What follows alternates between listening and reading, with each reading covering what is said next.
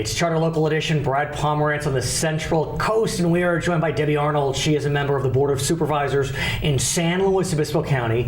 And for students of government like myself, I think you'll enjoy this interview very much because we're going to be talking about revenue of counties. There are 58 counties in our great state, San Luis Obispo, kind of in the middle of the pack. It is. And the state, interestingly. I'm learning a lot.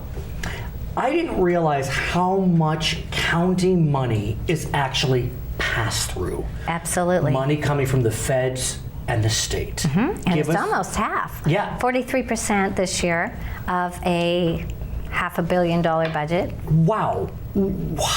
Were you aware of that before you became a supervisor? I mean, I don't think most of us know that. I'd worked around it a little bit. So right, I knew, you worked for the state legislature. I knew the ballpark figures, but a lot of this is health and human services dollars coming into the county, and it truly is passed through. We administer programs. And that's the question, like you're suggesting. So of this almost $250 million that is arriving via state and federal money, it's dedicated. You don't have much latitude with how to spend Some of it.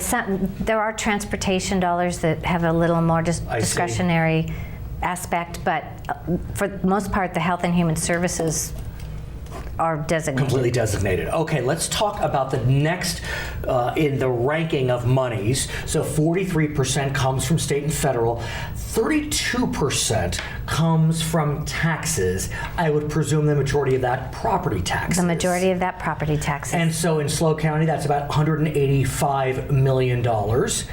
Where does that money then go? The property tax money. Yeah, then the property tax money is, we've got discretionary funds and other state mandates that we have to pay for. For example, the priorities in the budget in this county start with legal mandates. That's the number one priority. And those are state mandates, federal mandates, things that you have to do, but really there's no funding that comes along with that mandate. And then secondly is debt service. And I think it's safe to say any government agency now has some level of debt service, so that's the second thing. And then in our budget here in this county, the third and last priority before we start in on where we're going to spend money is public safety. So that's what we do, and that's the way it's spent. And I want to get into that, but what was so interesting to me about the property tax distribution, what we may not know, 63% of property taxes goes to schools. That's right. And then there's another pot of that property tax money that goes into the county, but only 24%. That's right. The general fund of the county, and I presume it's like this in most counties, only about a quarter of property tax money you get to spend. Right. Now, there's a different formula now than there was years past of property tax, but property tax goes to Sacramento and back, and so it's distributed more equitably across the... I hear you. 7% of property tax goes to cities, 6% to special districts. This is in SLO County. Okay, so then let's go back to, you got this almost $600 million to spend.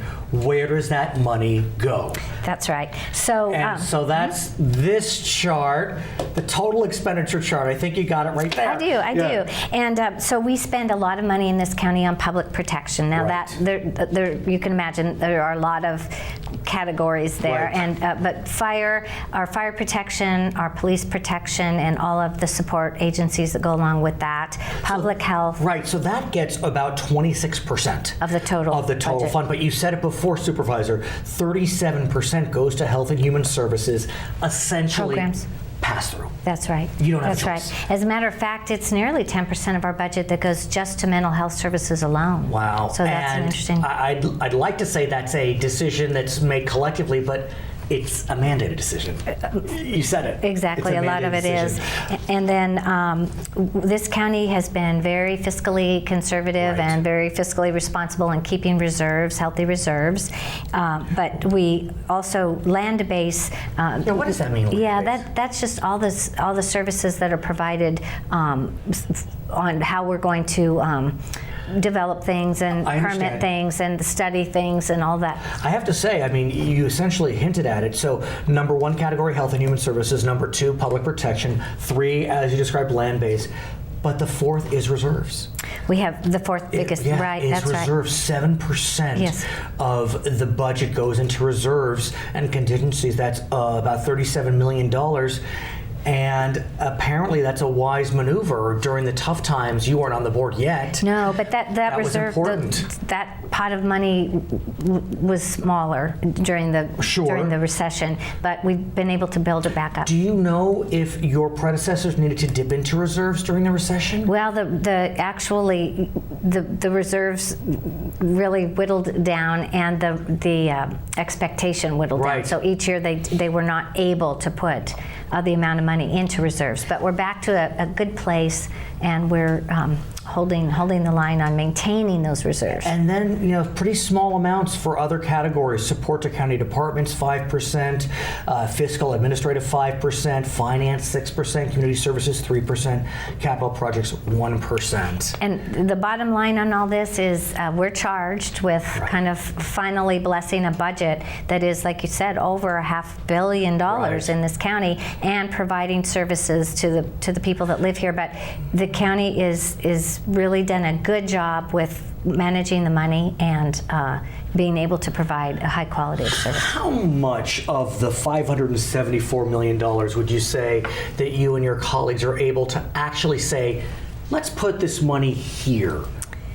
Or how much of it is it dedicated? Well, a lot of it is dedicated, but for example, one of my pet projects, if you will, is fully funding and maintaining our roads. I think it's very important to the voters and the constituents, and we all know how much it costs for each individual to maintain a car if they have to drive through potholes every day. Right. But anyway, we've started allocating more money towards that. So that was discretionary, but the board has agreed to increase the funding for the maintenance and try to improve our road standards. But is it, do you all I know there's the Brown Act, so it's a little complicated in terms of how much you can negotiate with your colleagues. Right. But how do you decide how to spend the money? We talk about it in public, and this goes on for 3 days if we need 3 days. But I think after you work with people for a year or so, you start to figure out where their passions lie. And for me, the road maintenance, for example, is just Everyone a responsibility. knows that's Debbie Arnold's thing. She really thinks that we're responsible for this, and I think and it's because I think the voters expect us to be responsible for maintaining infrastructure of all kinds. But we did some other discretionary things last year. For example, we put $1 million into that Pismo Preserve for Open Space Park. Yes. It's a great asset to the county, and we also put another $1 million or so, more than that, on the extension of the Bob Jones Trail, which is a very popular trail in the county, and it's used by the locals as much as the tourists. And I wonder, because your district, and many districts, actually all the districts in this county, has a decent amount of unincorporated land, meaning there's no city. That's right. Are you able to kind of act as, I'll call it the mayor of the unincorporated lands, and kind of take care of those areas through county government? It's true, and though county government provides many services to the incorporated cities, in other words, if you use the court system, the county clerk system, all the public documents, all those things are handled by the county. So the county provides services for cities, but you're right, I consider us the city council of the unincorporated area. And when you think about it, if you live in the unincorporated area, you have no one else representing you. It's you. It is the Board of Supervisors. And so we represent everyone, but to a greater extent. In other words, we're the only representation for unincorporated. But are you able to then dedicate a little more to those areas because they have no one? Well, we do have responsibilities in all the land base. Oh, right, that's true. The public safety, the sheriff's department is the law enforcement that is responsible for the unincorporated areas. The cities have their own police system, although there's a lot of collaboration in this county. I love this stuff. I admit it. I love this stuff. Her name is Debbie Arnold. She is a member of the Board of Supervisors in beautiful San Luis Obispo County. My name is Brad Pomerance on the Central Coast Today, Charter Local Edition.